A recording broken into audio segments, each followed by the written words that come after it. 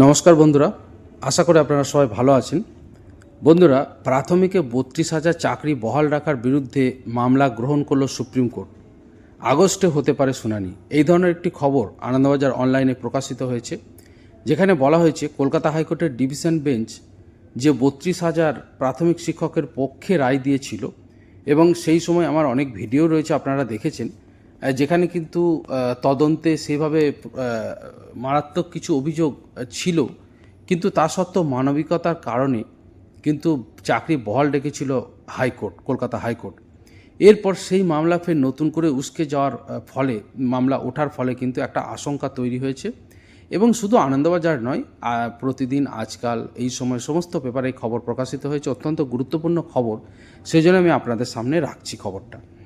পশ্চিমবঙ্গে প্রাথমিকে যে 32,000 চাকরি বাতিল মামলা, সেটি সোমবার বিচারপতি দীপঙ্কর দত্ত এবং বিচারপতি মাননীয় সতীশচন্দ্র শর্মার বেঞ্চে মামলার নোটিশ জারি করলো, এবং আগস্ট মাসে এর কিন্তু শুনানি হতে চলেছে।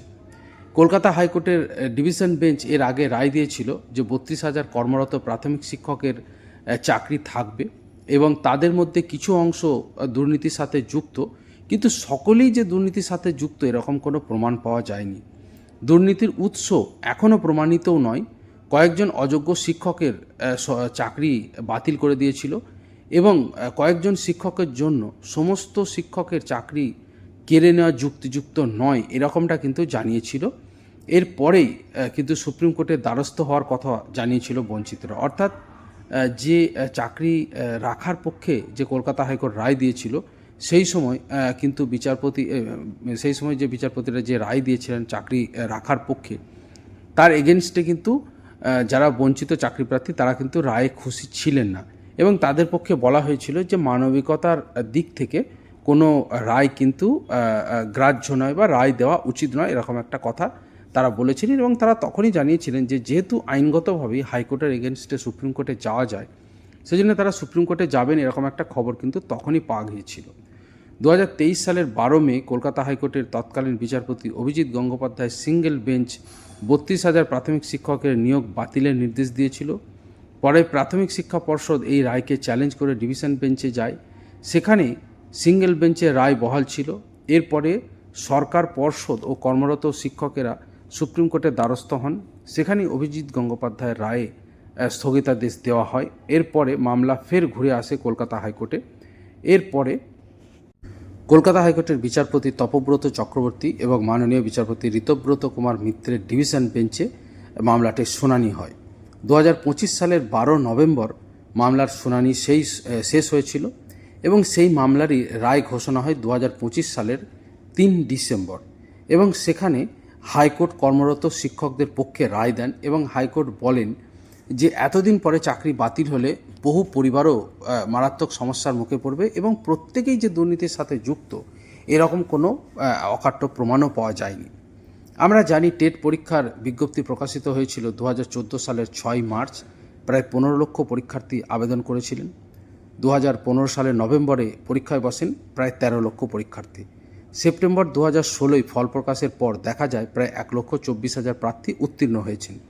তবে কত নম্বর পেয়ে তারা পাস করেছেন তার কোনো হিসাব দেওয়া হয়নি। 42,449 জন শূন্যপদের জন্য নিয়োগ বিজ্ঞপ্তি প্রকাশ হয় সে সময়, এবং অক্টোবর থেকে শুরু হয় ইন্টারভিউ প্রক্রিয়া।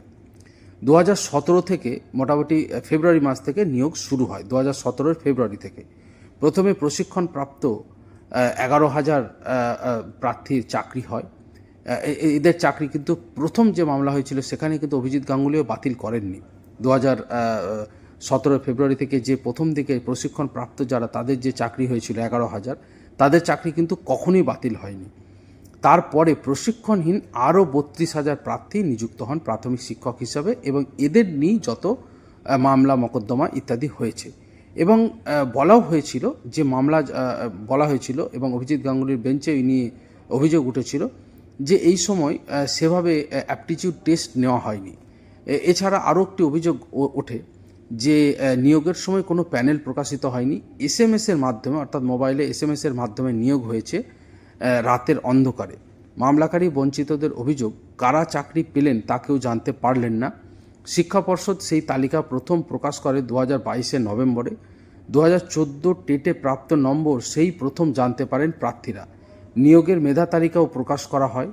তারপরেই 2023 সেপ্টেম্বরে কলকাতা হাইকোর্টে মামলা করেন প্রিয়াঙ্কা নস্কর। হাইকোর্টের ডিভিশন বেঞ্চের রায়কে চ্যালেঞ্জ করে সুপ্রিম কোর্টের দ্বারস্থ হয়েছিলেন বঞ্চিতেরা। এবার সেই মামলাই গৃহীত হলো।